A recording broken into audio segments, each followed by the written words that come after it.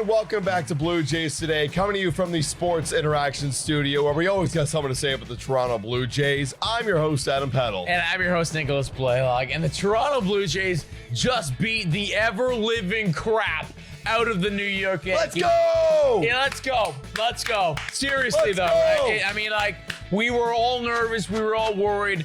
I do want to qualify all of this by saying it is game one. There is still many more games to play, but wow, like I genuinely could not have asked for a better game one Yeah, than a 10-1 victory over the New York Yankees. Also, major apologies for both of Adam and I's voices. We have been screaming at the top of our lungs all of today, but how could you not for a team that absolutely dummied the New York Yankees in game one of the ALDS? 10-1. Luis Gil, good pitcher. Ooh. I know he's been struggling recently, but the Toronto Blue Jays, after being cold, I would argue, for 2 weeks leading up to this ALDS, they spanked this New York Yankees pitching staff. And I'm kind of shocked that we had such a quick hook, Aaron Boone, on Luis Gil. He only gave up 4 hits in the 2 3/3 innings. That's true. No walks, 2 strikeouts. He had a quick hook, and it was off the Vladimir Guerrero Jr. home run, the Kirk home run, and he was quick to get to his bullpen, which I was shocked. If you guys know we've been following along on Blue Jays Today, I wanted that bullpen. The fact that he went to that bullpen, I'm like, thank you very much. Give me that bullpen on a silver platter. And we scored 8 runs off of that bullpen. That's where the Blue Jays win. You can wear down, make Aaron Boone go crazy coup, and go to this bullpen. That's how we win the ball game. Hey, let's take a moment, though, and just reflect on the fact that and for those longtime viewers, you know who's Adam's favorite player, who's my favorite player. Who came up clutch? On the Toronto Blue Jays squad. Who came up clutch? His favorite player over there is Vladimir Guerrero Jr. And please let me know, what was it that Vladimir Guerrero Jr. did tonight? He was against the New York Yankees. He was absolutely freaking phenomenal. He got the Blue Jays started that first inning with a solo homer. He followed it up with a 3-for-4 performance with 2 RBIs. Vladimir Guerrero Jr. kills the Yankees, and like I'll say again, we've been breaking it down on this show, the Blue Jays, Vladdy, he kills those goddamn Yankees when it comes to the regular season. He did it again in the postseason, hitting his first postseason home run. Vladdy showed up. He had his moment. Maybe it's not the moment you want in the 9th inning where you got to come back and win, but he established what it was, a dominant performance. See, I agree, and I also disagree. It's like, it's not, you're right, it's not the 9th inning touch them all, like, well, whatever, right? You can qualify it however you want to qualify it, but he got us all cooking, and I think that he opened the floodgates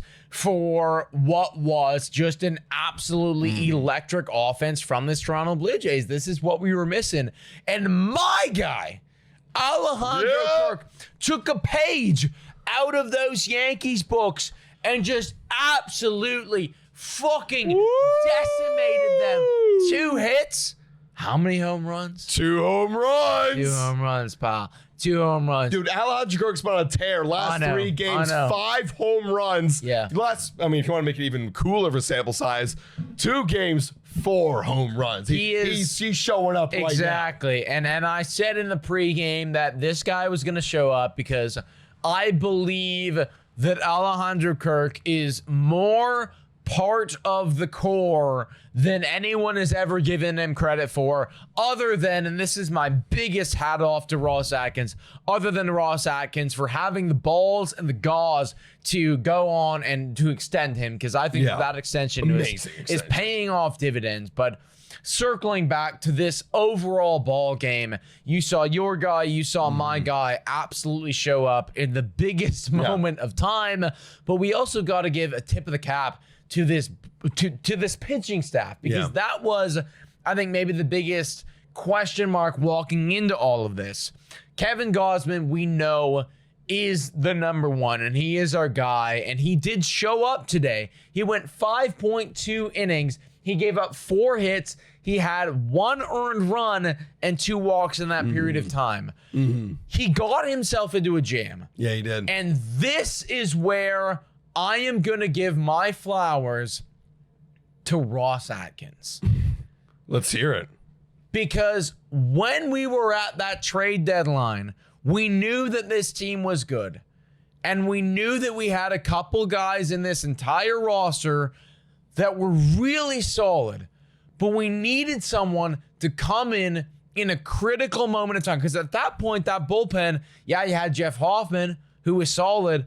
But like other than Jeff Hoffman, who is the closer, and Jimmy got hurt, and Jimmy he's not got available, hurt, right? It's like, who is the other guy that's going to come in at a critical moment in the ball game? Ross Atkins went out and he acquired Louis Varland, who is under contract for fucking years. Yeah. So to break it down for those who might have missed it, you had a very stressful inning. We were only up 2-0 in this ball game, the Toronto Blue Jays.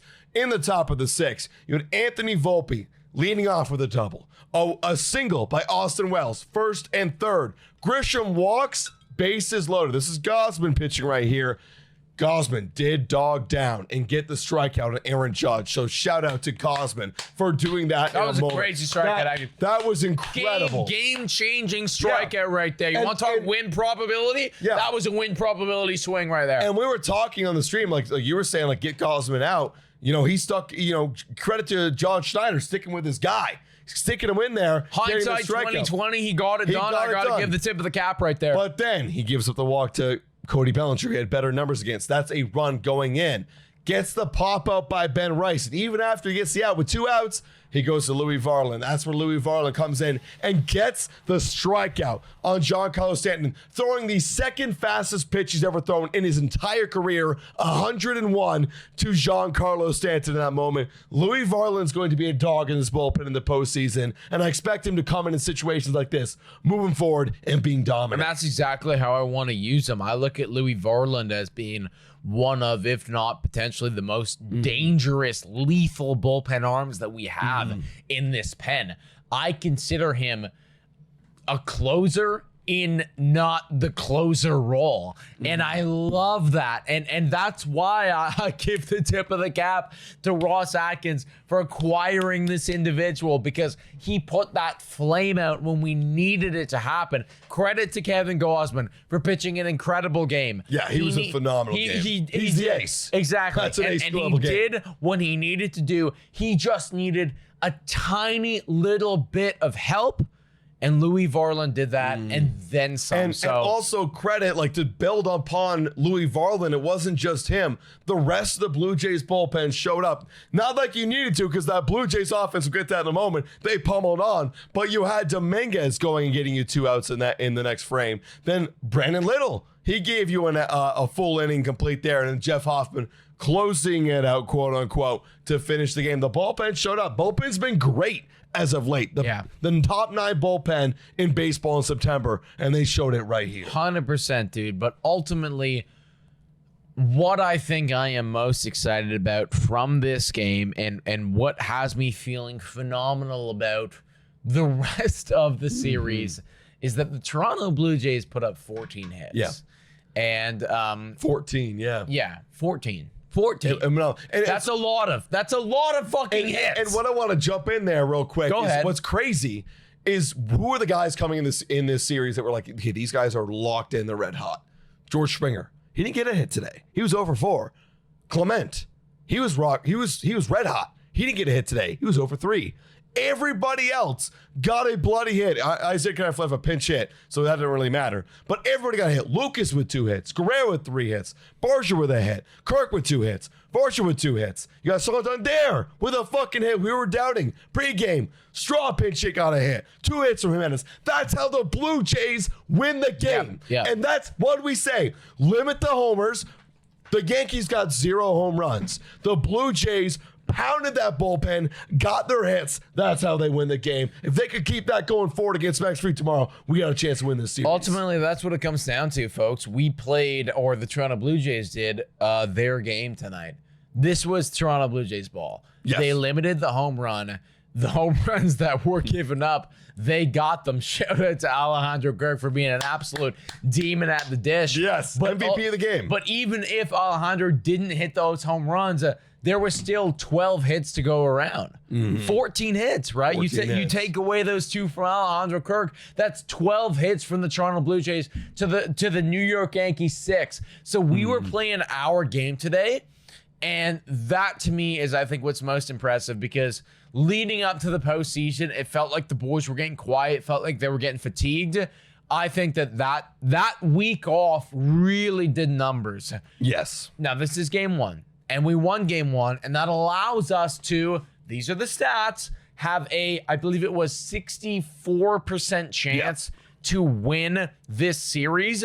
That's what it means when you win game 1. This is historically speaking. I'm not talking right now, but historically speaking, if you win game 1, you have a 64% chance to win game 1. That being said, those numbers don't factor in that Max Fried is going up against a rookie tomorrow. We are going to be live for this game like we were today. It is Max Fried, 19-5 up crazy. against Trey Savage at the Rogers Center. Literally game 2 of this fucking series. Yeah. After today's performance, Toronto Blue Jays offense looking legit. How are you feeling against Max Fried? So obviously, I'll say it before and I'll say it again. Max Fried, we've gotten to this season multiple times. We have had his number multiple times. I do believe we have a chance to get to him again. Trey Savage, the Yankees have not seen. That could be an advantage for the Toronto Blue Jays. Just like, I don't know if Cam Schlittler coming out here being a rookie against the Boston Red Sox, is that an advantage, right? But I think there could be an upside for a Blue Jays win in some capacity. But the only way they do that is if they do what they did today. Get to that starting pitcher and get to that bullpen. If they get Max Fried out in the 5th, well, guess what happened, folks? You got 6 bullpen guys. 5 bullpen guys that you had roll out. 1, 2, 3, 4, 5, 6, 7, 8 M's in my bank account. Hell yeah, Trey Savage. But you got 5 bullpen guys rolling out there. Duvall, Cruz, Weaver. These are guys they trust. That's They've already been burned. Good guys. Already been burned. And now you got a guy like Max Fried coming out that you're hoping to get some length from. If you can get to him and get that bullpen yet again, make Aaron Boone freak out and go to that bullpen again, you got a great chance to win. And I do feel confident in Trey Savage. I know it's crazy to say, but I do feel confident in a guy that's never faced the Yankees. The Yankees never faced him. I like the angle. I like the strikeout stuff. I think he's going to do pretty damn good. And our bullpen is relatively rested, and we save a lot of guys. I feel so much more confident after seeing Vladdy and Kirk doing what they're doing. Because ultimately, like when you really boil down the core of this team, I know that Unk is the guy this season, right? Like he's the guy this season. But when we think about this entire core and this entire and the future as well, right? It's not just the past, but it's also the future.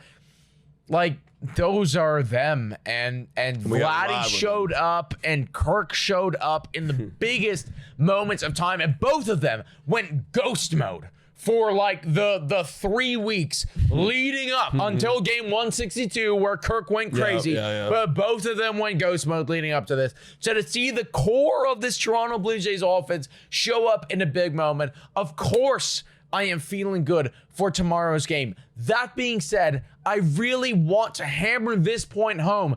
If Trey Savage does not put up the best performance, please do not get on him in social media and various other things. Like, that'd be immature. Exactly, right? Like, I also want to, like, even though our team's playing good and they look great today, I just want to hammer this point home. Trey Savage is making his 4th start in MLB tomorrow against the New York Yankees in the ALDS. That's fucking crazy, considering that he was drafted literally last year. He started in single A this past year. So if he is not good tomorrow, please do not go crazy on him on social media. If he is good, though, Oh, cheer him up. Like, you gotta gas cheer him the this hell guy up, on. man, because that guy deserves it. He does. He does. He does. But chat, I want to hear your thoughts in the comments down below. What do you think about this Game 1 win? And what do you think about tomorrow? Do you think the Jays got a chance to win this series, man? Because, I mean, hey, like you mentioned, 2 and 3 times, the Blue Jays should win this series. I'm feeling pretty good. We're going to see y'all tomorrow here on the pregame show, and then for the live stream, and then for the postgame show tomorrow. Hope y'all feeling as hype as we are, guys. It's going to be a freaking ride. Please make sure to hit that like button, smash that subscribe button. $4 a month to become a YouTube member. And thank you to all of our current YouTube members. You guys are amazing. Guys, thank you so much for watching. And as always, Go Jays, go!